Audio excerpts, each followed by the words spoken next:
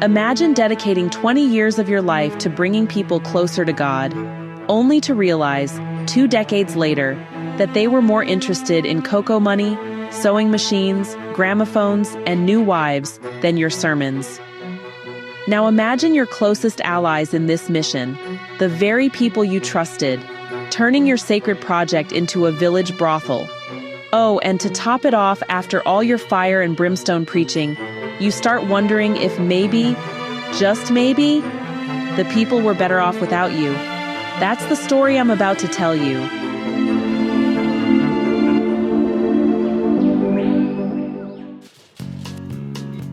Our narrator here is a 15-year-old boy named Denis. He's innocent, wide-eyed, sometimes clueless, but he keeps a diary that records every detail of what he sees. It's through his eyes that we learn about Father Superior Drumont, the central figure in this tale, and his lifelong mission. Father Drumont is a man on fire. 20 years before Denis begins writing his diary, Drumont made it his purpose to save the lost sheep of Africa. Like many Europeans of his time, he was convinced that without the Christian God, Africans were doomed, bound for hell. To him, the people didn't really know God, couldn't reason for themselves, and lacked discernment. It's this belief that shaped everything he did. Damn. So what did Drumont build? A church, of course. But not just a church, he attached to it something called the Sixa. This was a place where young women, before marriage, were trained and given Christian values for 4 months before receiving a Christian wedding. Sounds innocent enough, until you hear how it really worked.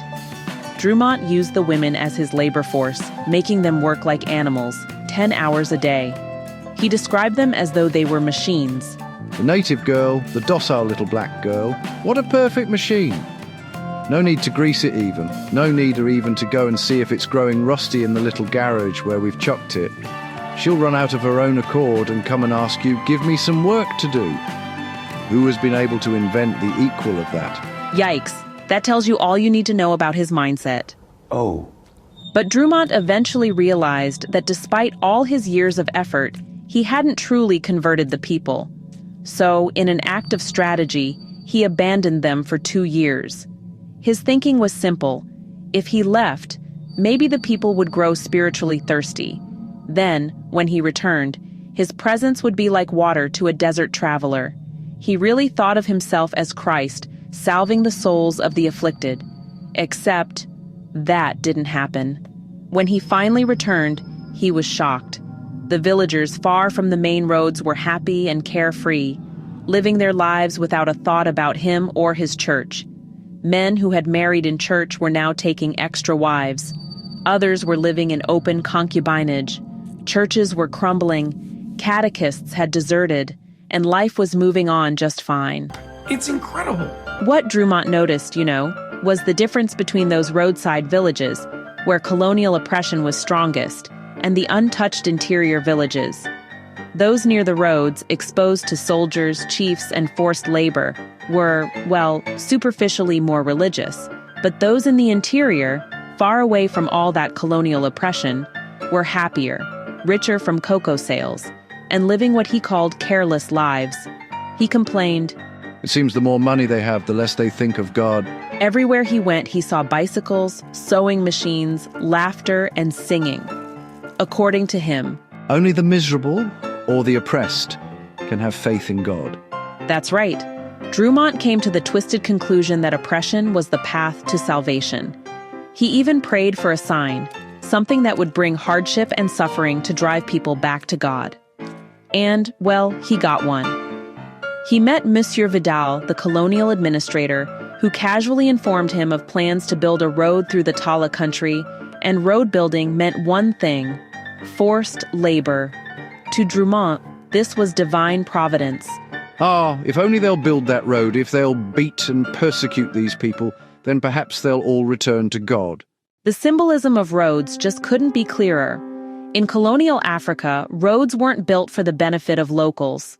Nope, they were built for resource extraction, cocoa, timber, labor, and wherever roads went, oppression followed. Writers like Ben Okri and Ngugi have touched on this too. For Drumont, though, Oppression wasn't just politics. It was his evangelism strategy. But the people weren't fooled. They quickly realized that religion wasn't about God at all. It was about power. As Zachariah, Drumont's cook, bluntly explained, "The first of us who ran to your religion came to it as a revelation, a school where they could learn your secret, the secret of your power, of your aeroplanes and railways. Instead of that, you began talking of God, of the soul, of eternal life. Do you really suppose they didn't know those things already, long before you came?" All they wanted was the technology and mystery of the Europeans.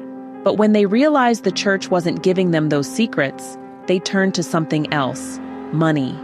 With all that cocoa and money, is it likely that men will think of God? They drink and take new wives and acquire all sorts of new wealth. And the church didn't help its own reputation. Drumont himself demanded payments before confessions, before sacraments, and even for cult dues. At one point, he found a man trapped by a tree and refused to help until the man swore to pay his dues once freed. Bro! When an old woman couldn't pay, he chased her away from confession, not wanting to set a precedent. Naturally, the people started comparing priests to Greek traders, exploiters looking for profit. As Zachariah told him, "Father, they say that a priest is no better than a Greek trader or any other colonialist. They say that all any of you are after is money. You are not sincere with them, you hide things from them and teach them nothing." Soon, men stopped coming to church altogether. Only women remained faithful. Things got worse. Alongside Drumont's hypocrisy, the people noticed contradictions everywhere. He told new converts to avoid pagans, yet he spent plenty of time with unsaved whites in town. He condemned concubinage, yet associated with whites who lived openly in concubinage. What about all the whites who live in concubinage with loose women in town? Do you ever rage against them? Far from it, you shake hands with them, go to their parties, and ride in their cars. Nevertheless, you preach that the blacks should cease to visit their relatives who are not Christians. You are a very dangerous man, Father. This kind of hypocrisy eroded trust, and Drumont wasn't above violence. When villagers drummed and danced during Lent, he stormed into their gathering and smashed their instruments. Denis describes it vividly. Without a moment's hesitation, the father fell on the xylophones and scattered them in pieces. Then he turned to the drums, but they were more difficult to break. He lifted the great drum in his arms and threw it down with a terrible sound. The local chief was furious, ready to fight him, until an old man intervened, warning, "Have you forgotten you're dealing with a white man? Do you suppose he'd dare to defy us unless he was sure of the support of all his people? They always hang together like that." Then came the biggest scandal, the Sixa. The institution that was supposed to prepare young women for Christian marriage had, under Raphael the Catechist, become a brothel. Raphael pimped the girls to men in town, slept with them himself, and punished those who resisted by giving them the hardest work. He even deceived fiancé about why marriages weren't approved. Zachariah, too, was no saint. Married as he was, he slept with the Sixa girls, including Catherine, whom he brazenly flaunted before Denis. And Catherine, well, Denis's diary entries about her shift from innocence to lust, jealousy, and guilt form one of the more disturbing parts of the story. His possession of her, even after confessing, shows Beti's exploration of sexual repression under religion. The collapse of the Sixa was the final straw for Drumont. The people he trusted had betrayed him. The system he created was rotten. And so, after 20 years, Father Drumont began to change. Denis notes him as a man whose fire was waning. For the first time, he questioned the entire project of proselytization. These good people worshipped God without our help. What matter if they worshipped after their own fashion by eating one another, or by dancing in the moonlight, or by wearing bark charms around their necks? Why do we insist on imposing our customs upon them? At last, Drumont refused to profit from colonial oppression, drawing a line between himself and men like Monsieur Vidal. And ultimately, he decided to leave Cameroon and return to France. Shit.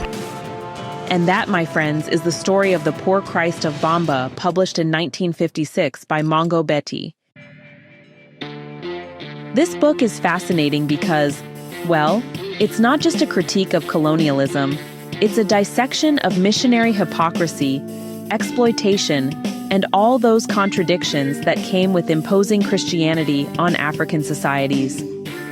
The theme of roads as tools of oppression is particularly striking, you know? The novel shows how infrastructure, which is often celebrated, was in reality tied to forced labor and resource extraction. Beti draws a direct link between oppression and religion. The more people suffered, the more they turned to God. The Sixa is one of the strongest symbols in the book. It was intended as a place of moral training, but it became a site of exploitation and abuse. That collapse reveals the corruption that can grow when institutions are transplanted without accountability. And then there's Denis. His narration is brilliant because it combines innocence, humor, and just a touch of unintentional irony.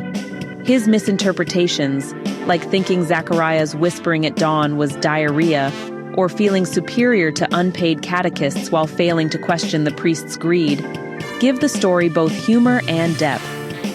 Through Denis, Beti exposes contradictions without heavy-handed commentary. What I love most is the transformation of Father Drumont himself. He begins as a fiery zealot, but ends up questioning the entire premise of his mission. It's a rare glimpse of possible conversion on the part of the colonizer, a recognition that maybe Africans didn't need saving after all. I'll kill you, white devil! Mongo Beti, who was born Alexandre Biediawala in 1932, was one of Cameroon's greatest novelists and essayists.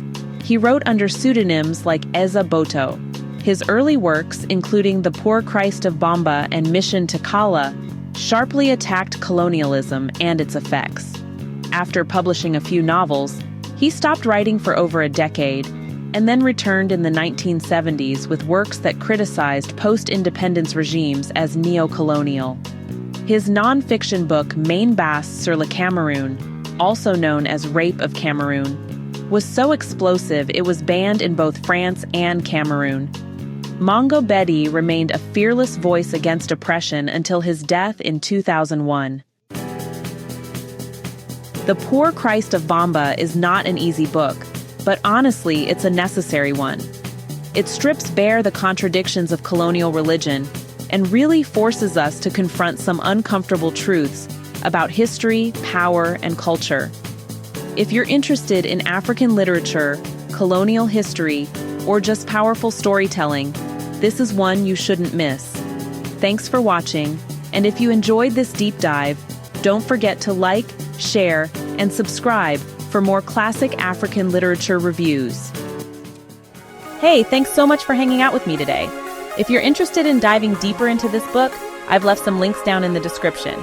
You can use it to grab yourself a copy and keep the adventure going. And if you're in the mood for more great reads, don't go just yet. Click on one of the videos popping up right now that I think you'll love. And don't forget to give this review a like, leave a comment, or even subscribe if you'd like to see more. Every bit of support helps us grow this little community of book lovers. See you in the next one.